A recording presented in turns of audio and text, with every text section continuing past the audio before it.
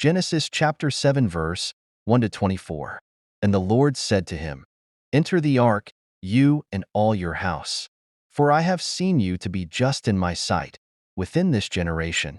From all the clean animals, take 7 and 7, the male and the female. Yet truly, from animals that are unclean, take 2 and 2, the male and the female. But also from the birds of the air, take 7 and 7, the male and the female, so that offspring may be saved upon the face of the whole earth. For from that point and after 7 days, I will rain upon the earth for 40 days and 40 nights, and I will wipe away every substance that I have made from the surface of the earth. Therefore, Noah did all things just as the Lord had commanded him, and he was 600 years old, when the waters of the great flood inundated the earth. And Noah entered into the ark, and his sons, his wife, and the wives of his sons with him, because of the waters of the great flood, and from the animals both clean and unclean, and from the birds, and from everything that moves upon the earth. 2 by 2 they were brought into the ark to Noah, male and female, just as the Lord had instructed Noah.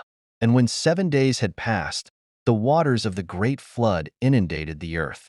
In the 600th year of the life of Noah, in the 2nd month, in the 17th day of the month, all the fountains of the great abyss were released, and the floodgates of heaven were opened, and rain came upon the earth for 40 days and 40 nights. On the very same day Noah and his sons, Shem, Ham, and Japheth, and his wife and the 3 wives of his sons with them, entered the ark. They and every animal according to its kind, and all the cattle in their kind, and everything that moves upon the earth in their kind, and every flying thing according to its kind, all the birds and all that can fly, entered the ark to Noah, 2 by 2 out of all that is flesh, in which there was the breath of life.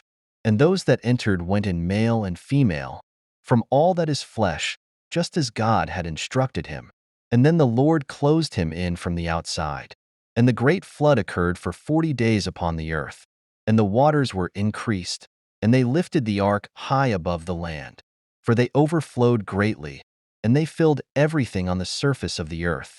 And then the ark was carried across the waters, and the waters prevailed beyond measure across the earth, and all the lofty mountains under the whole heaven were covered.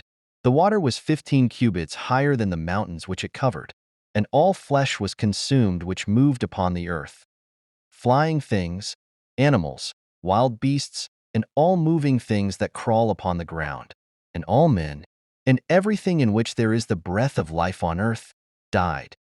And he wiped away all substance that was upon the earth, from man to animal, the crawling things just as much as the flying things of the air, and they were wiped away from the earth. But only Noah remained, and those who were with him in the ark. And the waters possessed the earth for 150 days. Genesis 7 concludes with a somber, yet resolute image. A world consumed by water, humanity reduced to a handful aboard the ark.